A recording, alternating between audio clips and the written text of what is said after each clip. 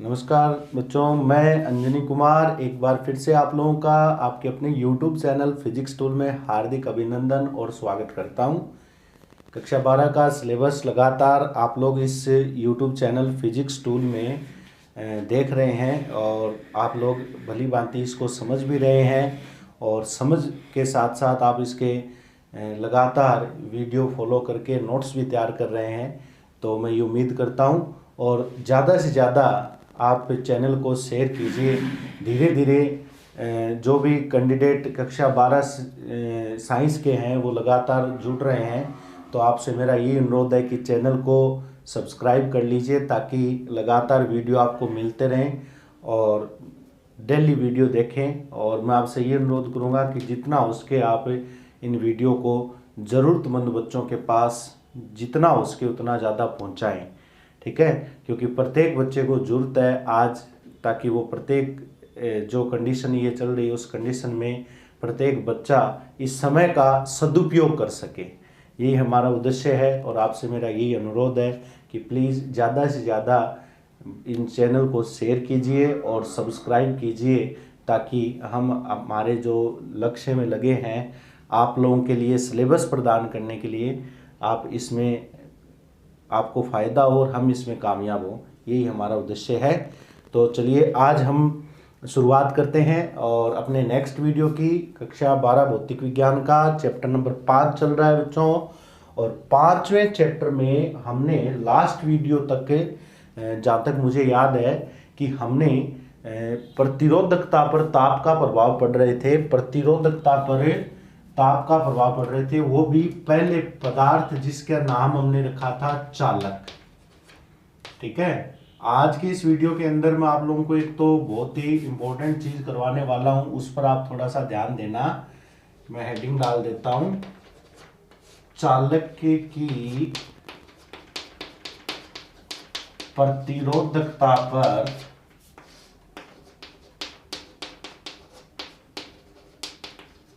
ताप का प्रभाव। ये मैंने लास्ट वीडियो में आप लोगों को बताया भी था और ये चीज़ आपको समझ में भी आ गई होगी कि चालक में जब हम ताप बढ़ाते हैं, मतलब ताप बढ़ाने की जब बात आएगी तो ताप बढ़ाने पर चालकों की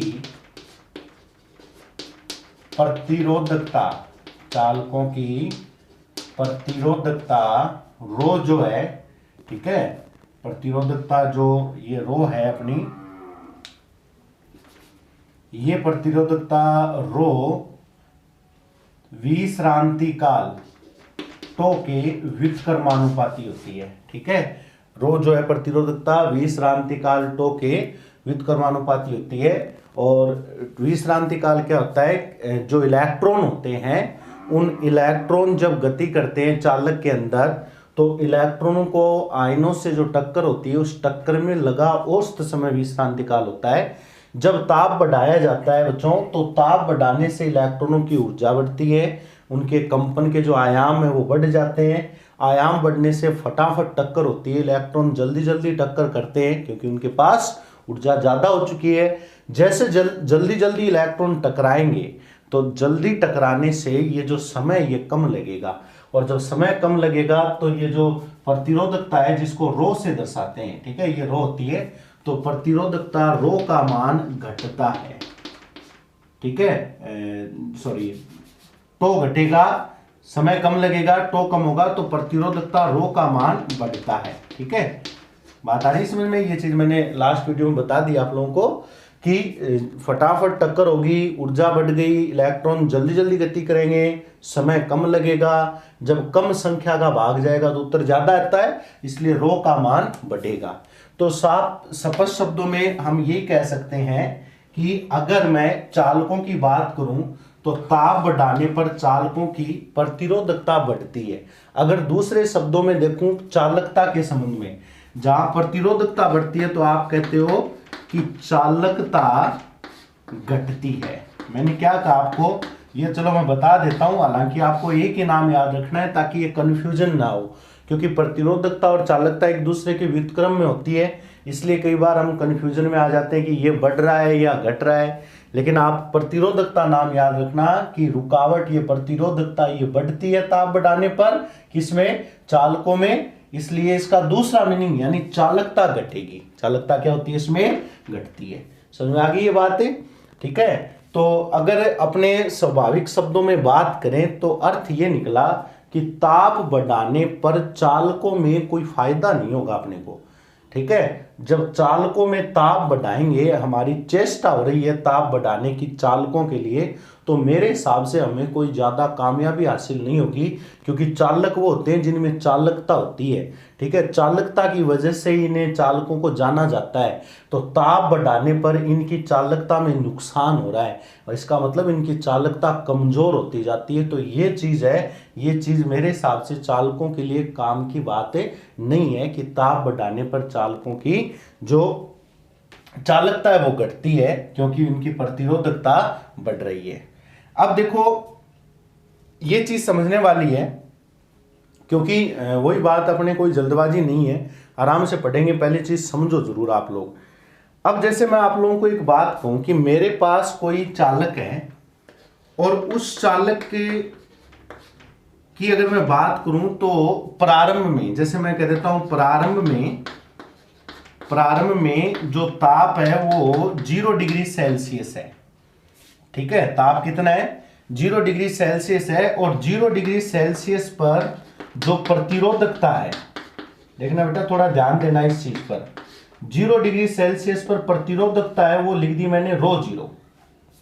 कोई चालक है, चालक पदार्थ है, उसके शुरुआत में यानी प्रारंभ में जो ताप है T1 वो 0 डिग्री मान लेता हूं मैं, ये मैंने मानना है मेरी मर्जी से, ठीक है। इसके अलावा 0 के अलावा और कोई ताप भी हो सकता है, वो आपको क्वेश्चन वाला अपने हिसाब से दे देगा, ठीक है। तो मैंने इसको 0 मान लिया एक बार। तो T1 ताप जो शुरुआत में, उस समय पर प्रतिरोधकता चालक की ρ0 है।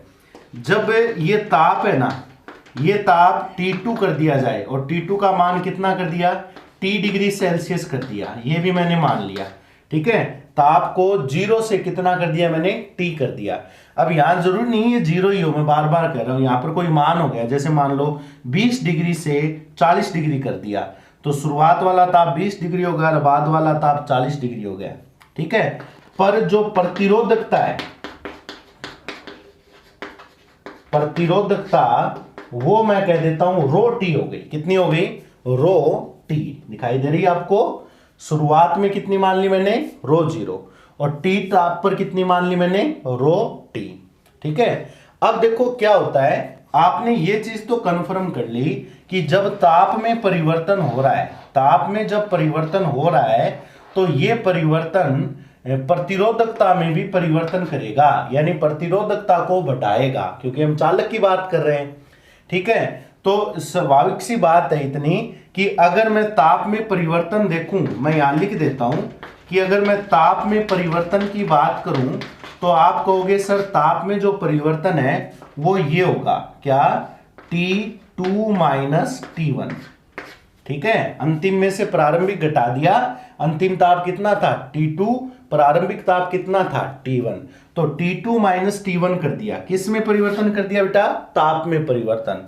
तो प्रतिरोधकता में परिवर्तन बताओ कितना होगा, प्रतिरोधकता में परिवर्तन, प्रतिरोधकता में जो परिवर्तन है वो हो जाएगा कितना, ρT माइनस ρ0, ये प्रतिरोधकता में परिवर्तन होगा, ठीक है। ताप में परिवर्तन कितना कर दिया, T2 माइनस T1, तो प्रतिरोधकता में परिवर्तन क्या होगा, ρT माइनस ρ0, अंतिम प्रतिरोधकता में से प्रारंभिक प्रतिरोधकता घटा दी, ठीक है। अब क्या होता है कि ये जो प्रतिरोधकता में जो परिवर्तन होता है, किसके सापेक्ष हुआ है ये परिवर्तन, तो आप कहोगे सर ताप के सापेक्ष हुआ है, ठीक है। ये चीज हमने नोट कर ली कि प्रतिरोधकता में जो परिवर्तन हो रहा है वो ताप के अनुसार हो रहा है, ठीक है बच्चों।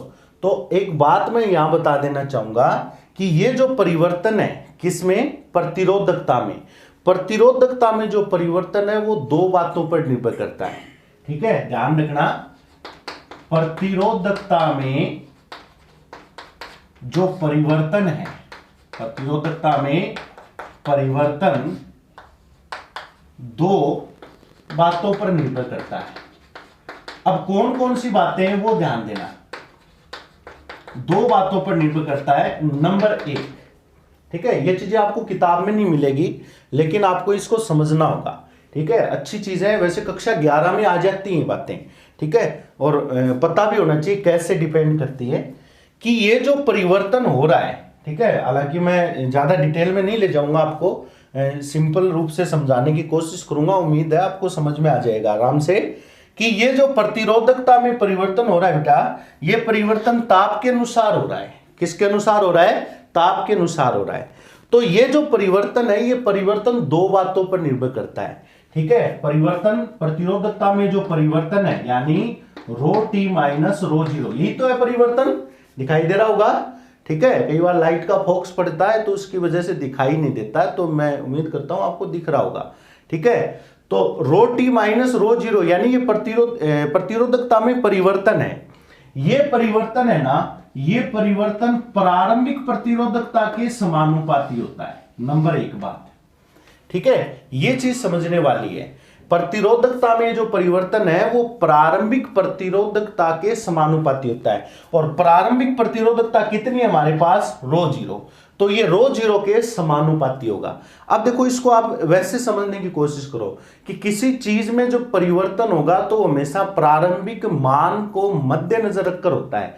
मतलब जैसे सपोज करो ये मेरे पास एक चौक है, ठीक है। जब इस चौक की फुल हाइट आपको पता है कि ये चौक जो है कितनी बड़ी होती है, तो आपको पता है कि सर चौक है उसकी हाइट इतनी होती है, आई बात समझ में। अब आपको ये प्रारंभिक मान आपके दिमाग में है पहले से कि चौक की हाइट इतनी बड़ी होती है।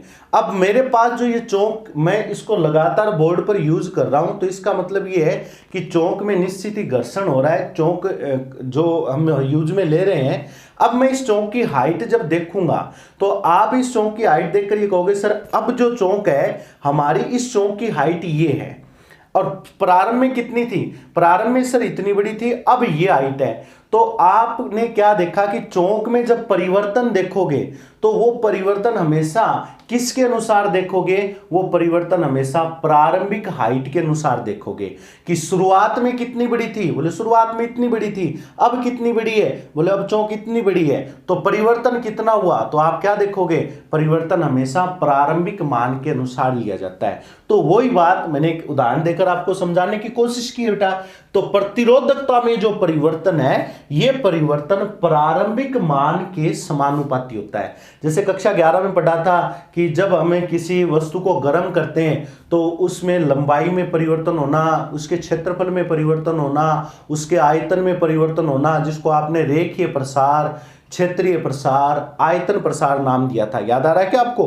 तो वो परिवर्तन सेम इसी प्रकार था, प्रारंभिक मान के समानुपाती होता है। नंबर दो बात, ये जो प्रतिरोधकता में परिवर्तन है, ये परिवर्तन ताप परिवर्तन के भी समानुपाती होता है, ठीक है। ये जो ताप में परिवर्तन हो रहा है इसके भी समानुपाती होता है। एक ध्यान रखना थोड़ा सा, मैं यहां चर्चा कर देता हूं।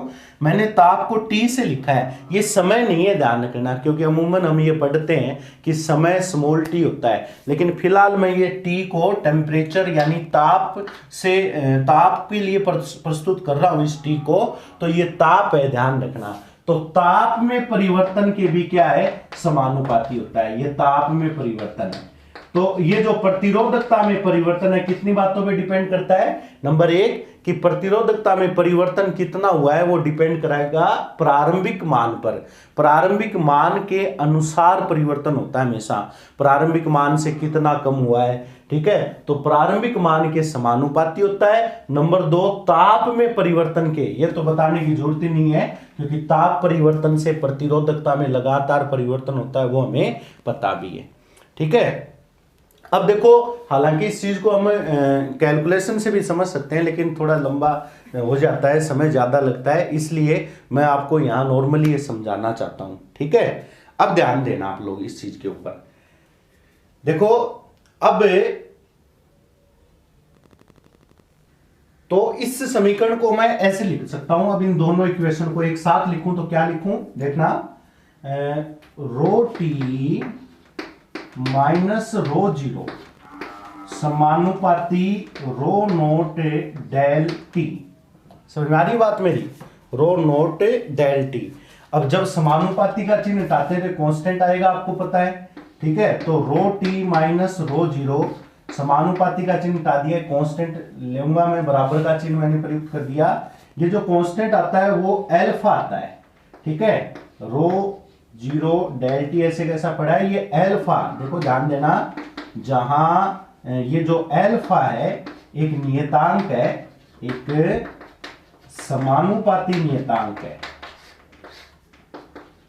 समानुपाती नियतांक है, जिसे ध्यान देना, इसकी परिभाषा मैं आगे लिखाऊंगा आप लोगों को, ठीक है, जिसे प्रतिरोध ताप गुणांक, प्रतिरोध ताप गुणांक कहते हैं। ये एक इंपॉर्टेंट चीज है, हालांकि इसके बारे में मैंने चर्चा पहले भी की थी आप लोगों के, एक बार ये शब्द आगे भी आया था। अल्फा, ये नाम मैंने लिया था प्रतिरोध ताप गुणांक। तो अल्फा प्रतिरोध ताप गुणांक का एक कांस्टेंट होता है और इसकी परिभाषा मैं आगे के टॉपिक में दूंगा, ठीक है। पहले आप लोग इसको इतना ही समझो एक बार। तो समानुपाती चिन्ह लगा दिया मैंने। अब देखना बेटा, इसको मैं आगे लिख रहा हूं, यहां से आगे क्या बनेगा, जब आप इसको आगे सोल्व करके लिखोगे तो देखो मैं इसको ऐसा लिख सकता हूं, रो टी बराबर रो जीरो प्लस अल्फा रो जीरो डेल टी, ठीक है। इस रो जीरो को मैं इधर ले गया, माइनस का था प्लस का हो गया, ताकि ये रो जीरो कॉमन आ जाए।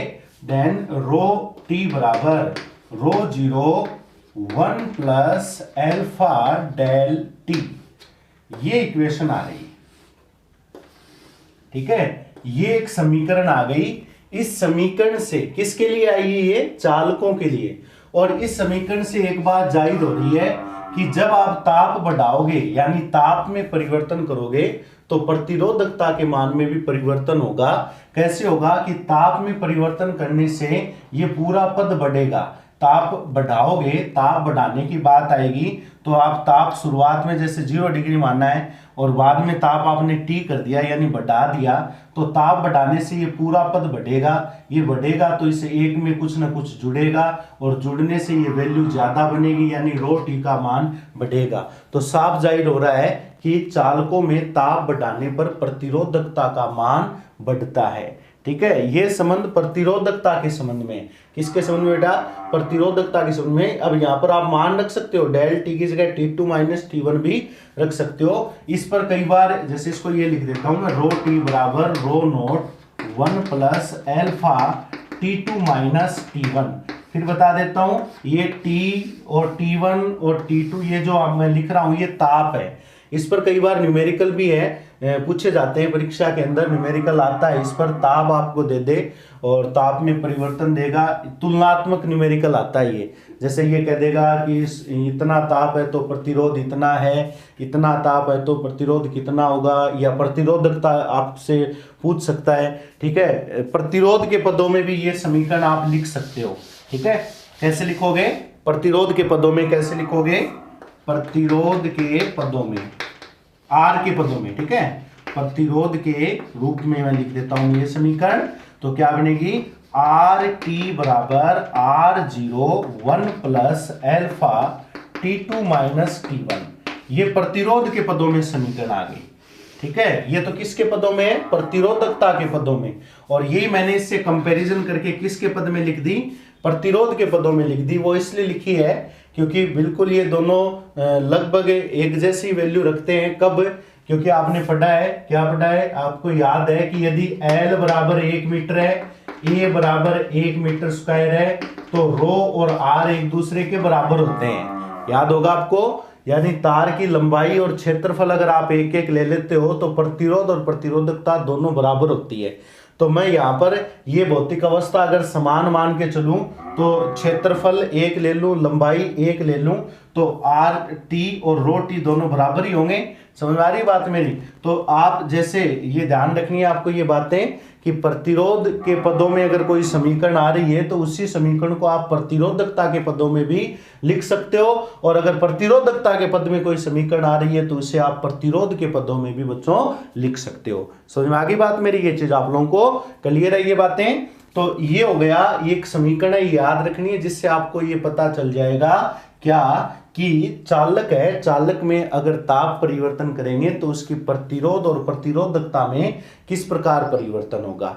समझ में आ रही बात ये। चलिए अब देखो एक नया नाम आया है, इसकी मैं चर्चा यहाँ कर लेता हूँ। मैंने यहाँ पे लिखा हुआ भी है, ये चीज आप नोट करने के लिए इसका स्क्रीनशॉट ले लिया करो साथ साथ, क्योंकि जो नोट्स की जो बातें होती है उनका आपको पता है, जैसे बोर्ड का काम पूरा होता है तो मुझे मिटाना पड़ता है, तो आप स्क्रीनशॉट ले लिया करो ताकि आपको नोट्स बनाने में आसानी हो जाए। ठीक है, अब देखो बेटा मैं इसको आगे बढ़ा रहा हूं, यहां से मैं इसको साफ कर देता हूं एक बार।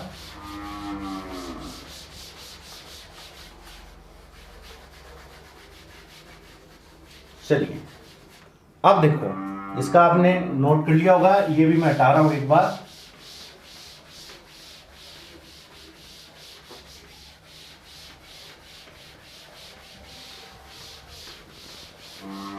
ठीक है, अब देखो एक नया नाम आया है प्रतिरोध ताप गुणांक, इसकी परिभाषा मैं बता देता हूं आपको। प्रतिरोध ताप गुणांक, अगर इसकी परिभाषा में बनाना चाहूं तो ये अल्फा ही तो है प्रतिरोध ताप गुणांक। इस अल्फा को मैं परिभाषित करूं तो आप ये कहोगे सर अल्फा का मान ये आएगा rho T minus rho zero और रो जीरो इंटू डेल टी, ये आता है अल्फा का मान। समझ में आ रही बात मेरी। या फिर आप ऐसे भी लिख सकते हो अल्फा बराबर R T minus R zero, R T minus R zero. ठीक है, ध्यान देना ये प्रतिरोध के पदों में है, आर नोट गुना डेल टी। ठीक है, थोड़े से बाई आवाजें आती है क्योंकि घर पे वीडियो बनाते हैं, थोड़ा डिस्टरबेंस होता है, तो उसके लिए हम क्षमा चाहते हैं, लेकिन आप अपना ध्यान पूरा टॉपिक पर फोकस रखें। ठीक है, ये मैं आपसे बार बार अनुरोध करता हूं वीडियो के माध्यम से। देखो अब ध्यान देने वाली बात ये है यहाँ पर कि ये प्रतिरोध ताप गुणांक की परिभाषा अपने को देनी है, तो चाहे इससे दे दो चाहे इससे परिभाषा दे दो, आप इसको परिभाषित कर सकते हो। तो कैसे परिभाषित करोगे, ध्यान देना, ये बहुत ही इंपॉर्टेंट चीज है। मैं यहां पर आप लोगों को एक चीज बता देता हूं, देखो कि यदि आर नोट का मान 1 ओम मान लो, ठीक है, या रो नोट लिख देना, तथा ताप में परिवर्तन 1 डिग्री सेल्सियस मान लो, ताप में परिवर्तन कितना मान लो 1 डिग्री सेल्सियस है, तो ठीक है आर नोट का मान कितना 1 ओम, ताप में परिवर्तन कितना 1 डिग्री सेल्सियस, तो आप कहोगे कि सर अल्फा का मान ये आएगा R T minus R zero. ठीक है, आप यहां आर जीरो की जगह 1 लिख सकते हो, कोई फर्क नहीं पड़ेगा इससे, क्योंकि मैंने नीचे 1 माना है, नीचे वाले पद को एकांक मान लिया, तो यहां पर भी 1 लिख सकते हो। लेकिन देखो ये चीज क्या है, ये प्रतिरोध में परिवर्तन है।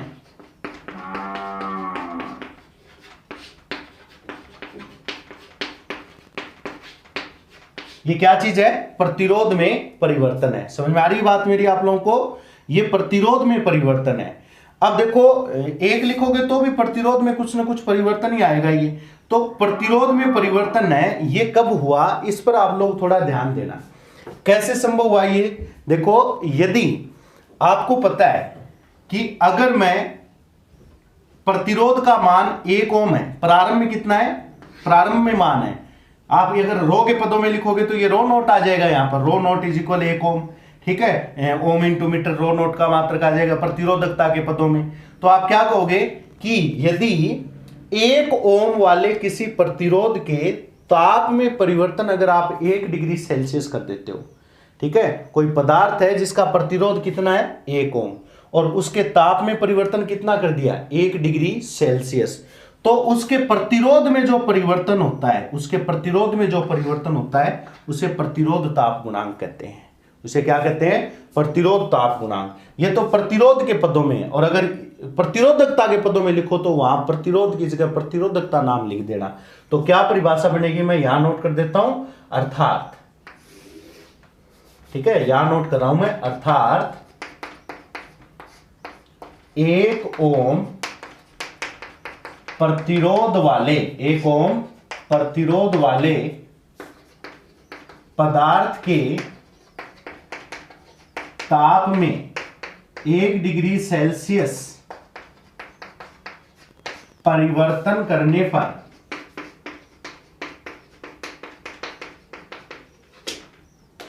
प्रतिरोध में हुए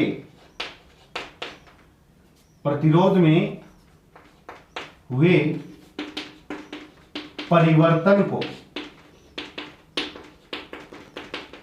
प्रतिरोध ताप